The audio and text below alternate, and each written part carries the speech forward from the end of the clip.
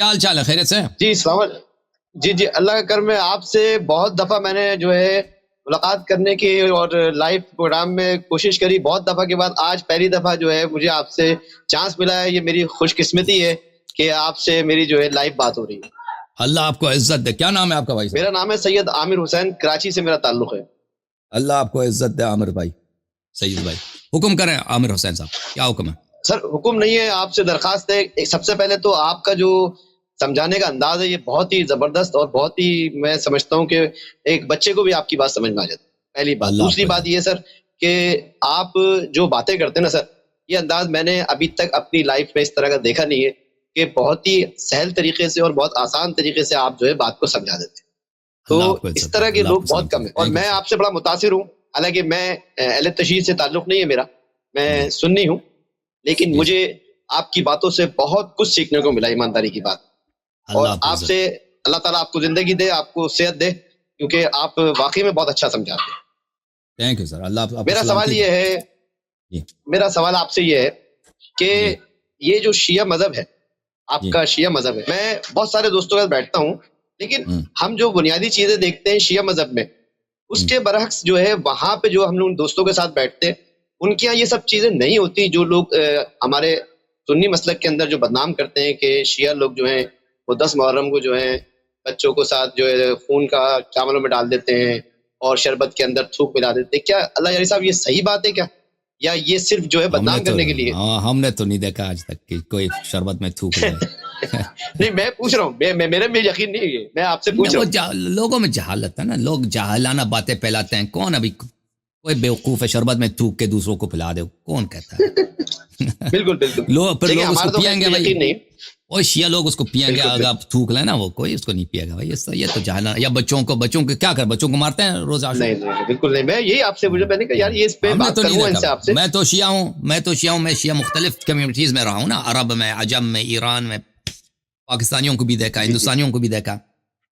مجھے بخوبی پتہ ہے اگر کوئی تھوکتا ہے تو وہ کوئی نہایت نجس آدمی ہوگا, یعنی کوئی مذہبی حکم نہیں, عمر رواج بھی نہیں. اگر کوئی کسی نے یہ کام کیا ہے وہ پاگل ہوگا, کوئی بیوقوف ہوگا, پاگل ہوگا. میں نہیں لگتا, میں تو نہیں سمجھ, کیونکہ شیعہ جو ہے نا عام طور پہ اگر بھی کسی سے دشمنی ہو تو مجلس میں کسی سے دشمنی نہیں کرتے. مثلا مجھے فرض کریں مجھے آپ سے کینہ ہے, میں آپ کو چائے پلاؤں گا, اس میں مثلا کینے کی وجہ سے میں آپ کو چائے میں توک مار کے یا توک لگا کے آپ کو پلاؤں گا. ہو سکتا ہے میں دوسرے مقام پہ کروں, لیکن مجلس میں یہ کام نہیں کروں گا, کیونکہ شیعوں کا بہت خاص عقیدت ہے مجلس سے. تو مجلس میں وہ تو بہت احتیاط کرتے ہیں. اگر کوئی کرتا بھی ہوگا نا اس طرح کے کسی شخص کے ساتھ, شخص اس کی ذاتی دشمنی ہے, اس کو مثلا تھوک لگا کے اس کو شربت پلاتا ہے, تو وہ آپس میں کوئی دشمنی ہوگی. اس طرح مجلس میں کوئی تھوک ڈال یہ باتیں جاہلانہ ہیں بھائی. آپ کیونکہ آپ خود آ کے دیکھ سکتے ہیں, کیونکہ ادھر جب مجلس ہوتی ہے یوم عاشور, وہ سب کے سامنے شربت بناتے ہیں گلی میں نا, چھپ کے تو نہیں بناتے ہیں, سب کے سامنے بناتے ہیں بیچارے.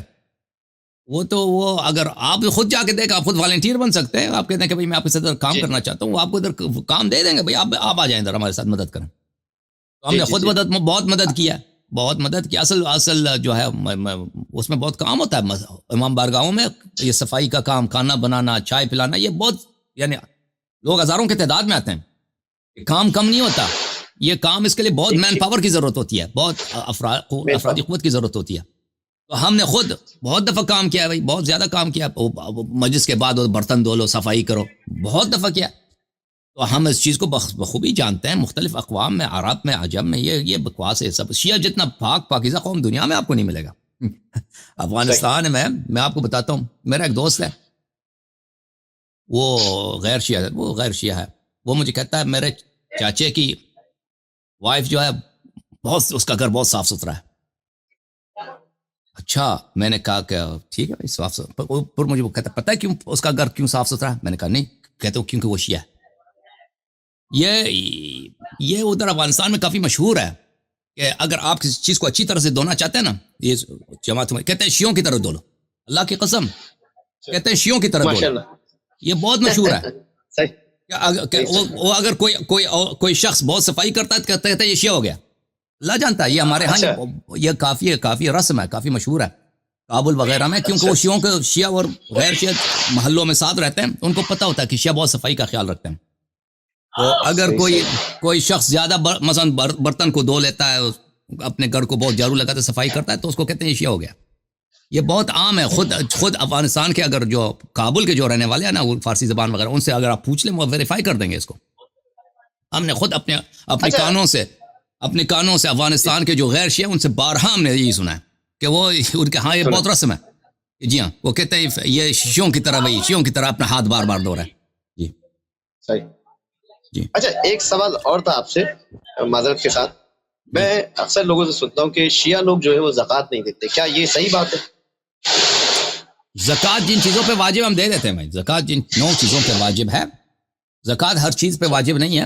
زکوٰۃ گندم پہ واجب ہے, اونٹ پہ واجب ہے, بکری پہ واجب ہے, اور شیپ پہ, جس کو انگلش میں شیپ بولتے ہیں, بیئر بولتے ہیں اردو میں اس کو, اس پہ واجب ہے. کشمش پہ واجب ہے, جو پہ واجب ہے, چاول پہ واجب. جن چیزوں پہ زکوٰۃ واجب ہے نا, اس پہ ہم زکوٰۃ دے دیتے ہیں.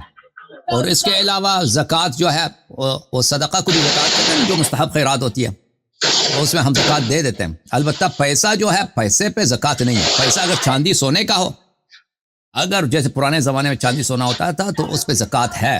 درہم اور دینار پہ. درہم دینار کس کے ہوتے ہیں؟ ہاں, روپیہ درہم دینار نہیں ہے. درہم جو ہے سکے کی چاندی ہے, چاندی کے سکہ ہے, اور دینار سونے کا سکہ ہے. اگر کسی کے پاس اس طرح کی درآمد ہے کہ اس کے پاس درہم دینار نصاب کے مطابق جمع ہو جاتا ہے, تو اس کو واجب ہے کہ وہ اگر نصاب پہ آ جاتا ہے, ہاں, تو اس کو زکوٰۃ دینا ہے. بالکل. اگر نہیں ہے تو یہ بھائی وہ تو بھائی اس کے علاوہ پیسہ جو ہے, پیسے پہ تو نہیں ہے بھائی, روپیہ پہ نہیں ہے. روپیہ نہ درہم ہے نہ دینار, روپیہ پہ نہیں ہے. کیسے کیوں زکوٰۃ ہونا چاہیے؟ صحیح. مطلب آپ زکوٰۃ کے منکر نہیں ہیں. کون منکر ہے بھائی؟ کون منکر ہے بھائی؟ لعنت ہے اللہ پہ جو زکوٰۃ کا منکر. بس میں یہی باتیں کرنا چاہ رہا تھا. میرے تھوڑے سے تلخ سوال ہے, معذرت کے ساتھ, آپ برا نہیں مانیے گا, لیکن جو لوگ سنتے ہیں, یہ میں لوگوں کی آگاہی کے لیے سوال کر رہا ہوں, اپنی بھی, اور جو لوگ شیعوں کے بارے میں ایسا عقیدہ رکھتے ہیں, تو آپ کے ذریعے سے جو ہے, اس پلیٹ فارم کے ذریعے سے وہ بات واضح ہو گئی کہ آپ زکوٰۃ کے منکر نہیں ہیں. یہ بات تو آپ واضح. اچھا, میرا جو ایک اہم سوال ہے, وہ شاید آپ سے پہلے کسی نے کیا ہے یا نہیں کیا, لیکن میں اس سوال سے آپ سے کرتا ہوں کہ یہ جو آپ بخاری شریف اور صحیح بخاری کے حوالے دیتے ہیں, تو آپ کی نظر میں بخاری شریف یا مسلم شریف کو آپ صحیح مانتے ہیں؟ نہیں, بالکل صحیح نہیں مانتا. اس میں بعض سی چیزیں صحیح ہیں, اکثر چیزیں غلط ہیں. نہیں, حوالے تو آپ اسی کے دیتے ہیں جو بھی واقعات بتاتے ہیں. تو ٹھیک ہے نا, تو کیونکہ میرے مخالف فرقہ جو ہے وہ بخاری مسلم کو صحیح مانتا ہے. ہم دلیل وہ لائیں گے جو مخاطب کے لیے قابل قبول ہے. مخاطب کے لیے قابل قبول ہے. دیکھیں, ہم جو دلیل لاتے ہیں بخاری مسلم سے, وہ اکثر ہمارے لیے بھی مورد قبول ہے. ٹھیک ہے نا. ہم پوری بخاری یعنی کہتے ہیں کہ یہ مسلم ہے, اس کے جلد سے جلد, گتی سے گتی, ہم نہیں کہتے یہ سب کا سب صحیح ہے. اس میں کچھ صحیح باتیں ہیں, کچھ باتیں ہیں جس کو ہم صحیح نہیں مانتے, لیکن جو ہم دلیل کے طور پہ لاتے ہیں اکثر اس سے ہم اگری کرتے ہیں. اور آج اس لیے ہم لاتے ہیں, اور ہم بخاری مسلم کے محتاج نہیں ہیں. ہم شیعوں کے لیے نہیں لاتے, ہم بخاری مسلم کی کوئی ضرورت ہی نہیں ہے شیعوں کے لیے. ہم شیعوں کے سے جب بات کرتے ہیں تو کتاب کافی سے, کتاب من لا یحصر الفقی سے, کتب شیعہ سے استدلال کرتے ہیں, کیونکہ شیعہ ان زبانی طور پر, حقیقت میں نہیں, شیعہ لسانی طور پر کہتے ہیں ہم ان کتابوں کو مانتے ہیں, حقیقت میں ان کتابوں کی شیعہ بہت کم ہے جو مانتے ہیں. تو کیونکہ شیعوں کا مذہب بہت چینج ہو چکا ہے. شیعہ زبان کے لحاظ سے شیعہ ہیں, حقیقت میں دیکھیں تو یہ ان کا مذہب کچھ اور ہے. اکثر شیعہ جو ہیں جیسے, اچھا, تو ہم شیعوں کے لیے یہ بخاری مسلم کوٹ نہیں کرتے. ہم کسی کے لیے کوٹ کرتے ہیں؟ ہم آپ جیسے بھائیوں کے لیے کوٹ کرتے ہیں جو بخاری مسلم کو صحیح مانتے ہیں, کہتے ہیں ہمارا یہ سب روایات صحیح ہیں, اس لیے استدلال, کیونکہ استدلال کا طریقہ کار یہ ہے کہ دلیل آپ وہ لا دیں جو اس کو مخالف اس کو مانتا ہو. اگر میں آپ کے لیے ایسی دلیل ایسے لاؤں کہ وہ دلیل آپ رد کر رہے ہیں, اس پہ شک ہے آپ کو, وہ تو پھر آپ میں کچھ ثابت نہیں کر سکتا. اچھا, یہ ایک بات مجھے بتائیں, آپ جو حدیثیں ہماری کتابوں میں ہیں, وہ حدیثیں اہل بیت سے زیادہ منسلک کیوں نہیں؟ ان سے روایتیں ہمیں کیوں نہیں ملتی اتنی, کیا وجہ؟ کہاں پہ نہیں ملتی آپ کی کتابوں میں؟ بخاری شریف کے اندر. جی, کیا وجہ کیا ہے؟ کیا مطلب, میں آپ سے سوال ہی کرنا چاہ رہا ہوں, کیا اہل بیت نے یہ جو ان کے ذریعے سے ہمیں حدیث اور علم ملا ہے, تو کیا اس کو چھاپا نہیں گیا ہے, یا اس کو پرنٹ نہیں کیا گیا, یا اس کو ڈالا نہیں گیا, کیا وجہ؟ نہیں, دیکھیں یہ جب رسول پاک صلی اللہ علیہ وسلم کی وفات ہوئی ہے تو بہت عرصے تک حدیث نقل کرنے پہ پابندی تھی. عمر نے حدیث نقل کرنے پہ پابندی لگائی تھی.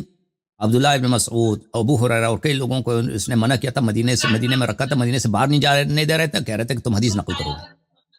تو اس لیے ہاں اس کے جب عمر کی وفات ہوئی ہے تو اس طرح کوئی میکانزم تو نہیں تھا کہ احادیث نقل کیے جائیں، یا لوگ صحیح مثلا کوشش کریں کہ زیادہ سے زیادہ حدیث نقل ہو جائیں تاکہ یہ محفوظ ہو جائیں. جو بھائی جو جس کے ذہن میں حدیث ہے وہ نقل کیا، یا مثلا اپنا میموری صحیح بتا رہا ہے، اپنا وہ اپنے یادداشت میں اس کے کچھ بات ہے کہ پیغمبر صلی اللہ علیہ وسلم کے ساتھ ہم وہاں گئے تھے، اس طرح ہو رہا تھا. کوئی لکھتا نہیں تھا، وہ لوگ سنتے تھے، اس کی کوئی اتنی قدردانی نہیں ہوتی تھی.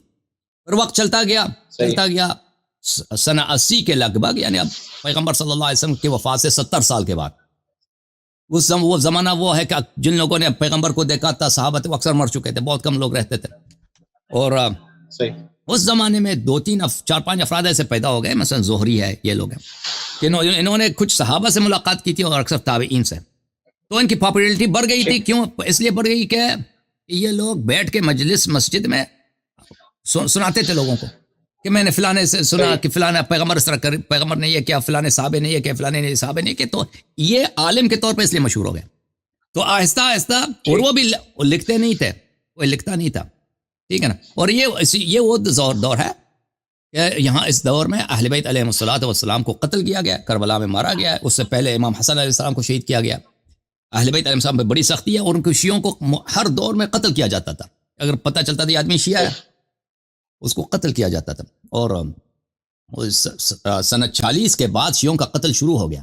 سنہ 40 کے بعد ٹھیک پکڑ کے ان کو چن کے قتل کرتے تھے. اور پھر 60 کی دہائی 80 کی دہائی میں پھر حجاج ابن یوسف کی حکومت تھی.